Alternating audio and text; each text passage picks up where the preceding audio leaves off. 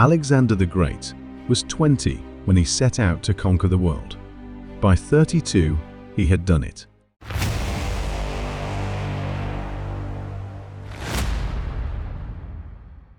But power that burns too bright can't last forever, and the man who conquered the world could never conquer himself. The year is 356 BC in the ancient city of Pella in Macedonia. On the night Alexander is born, lightning strikes the horizon and sets the sky on fire. His mother Olympias dreams of thunder and serpents' omens that her son will be divine.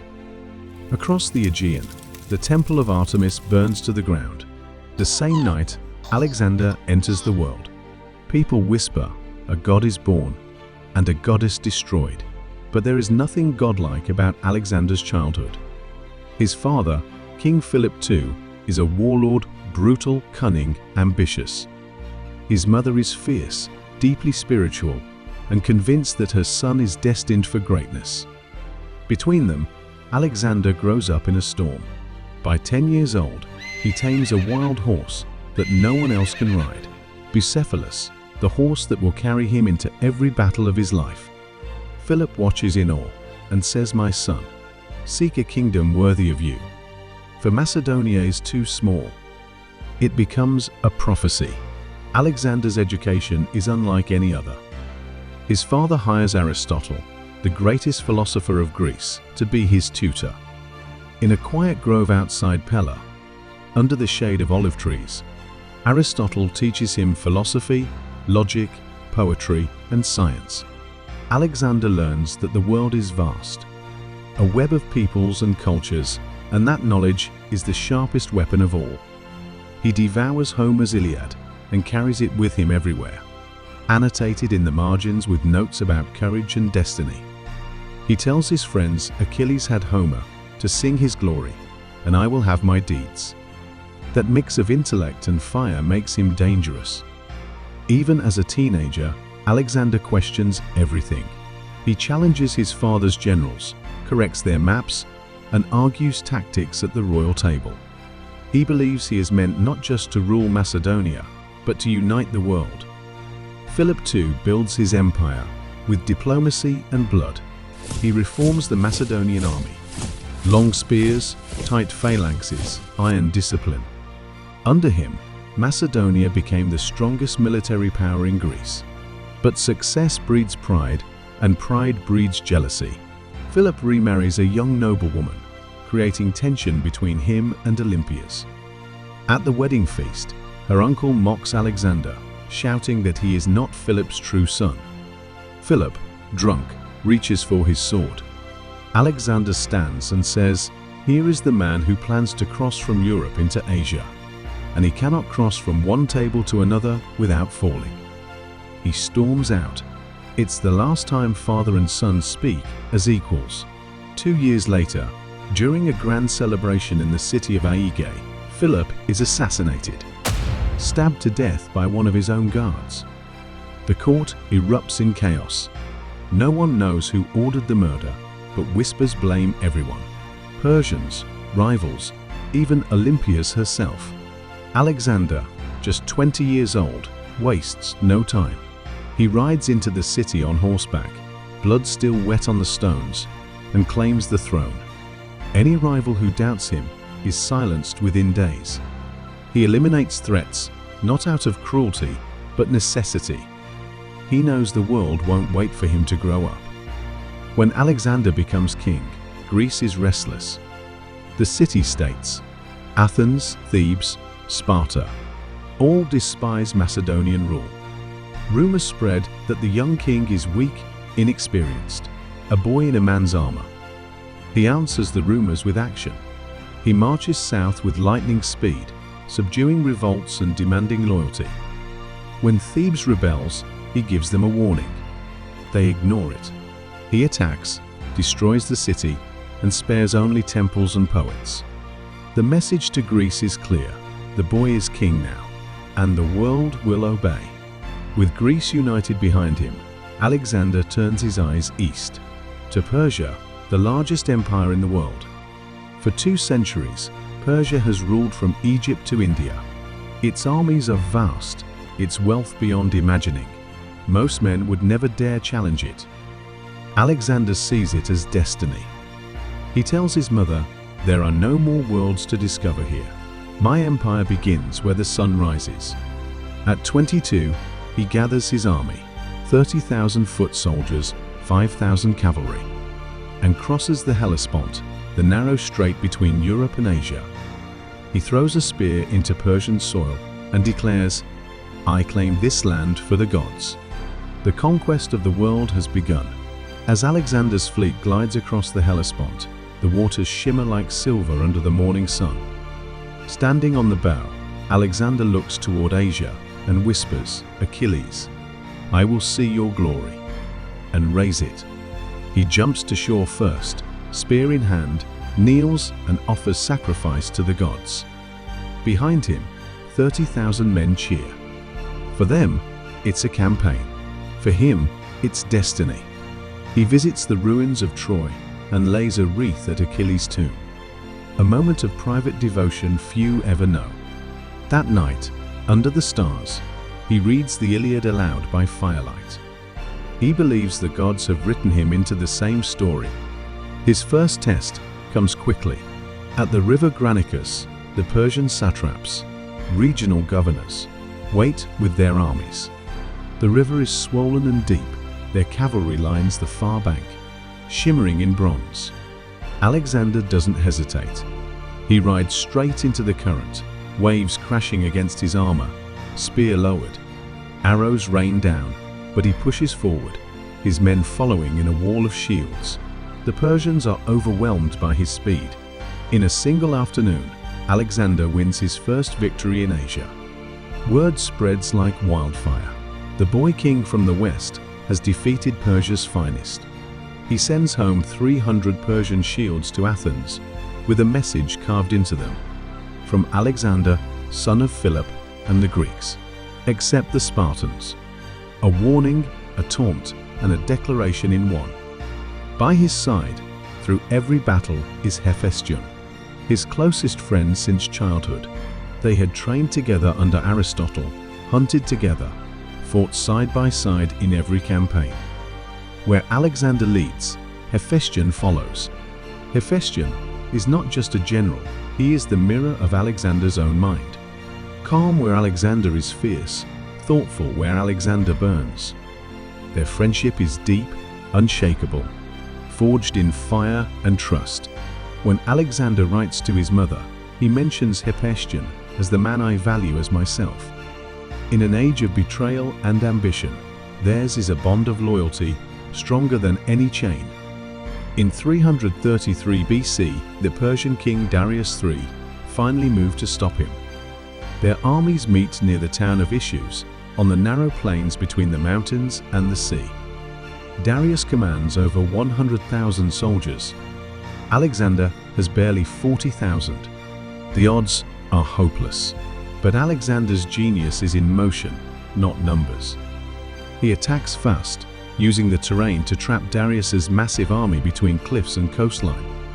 When the Persian lines break, Darius flees, leaving behind his mother, wife, and daughters. Alexander orders his men not to touch them. He treats the captured royal family with honor, a decision that shocks the world. He tells them, "You have nothing to fear from Alexander, for it is not my way to war with women." It's one of the few times in history that mercy wins as much respect as victory. Next comes Tyre, an island fortress said to be unconquerable. Its walls rise 150 feet above the sea, surrounded by deep water. The city mocks Alexander from afar. They call him a boy chasing myths. He smiles. Then he orders his engineers to build a causeway, half a mile long, across the sea. 7 months later, his army storms the walls. Tyre falls. Thousands are captured. Alexander, now 24, stands on the ruins of the unconquerable city. He's no longer just a king. He's a force of nature. In 332 BC, Alexander marched south into Egypt. The people welcome him as a liberator. Persia's rule has been harsh, their governors corrupt.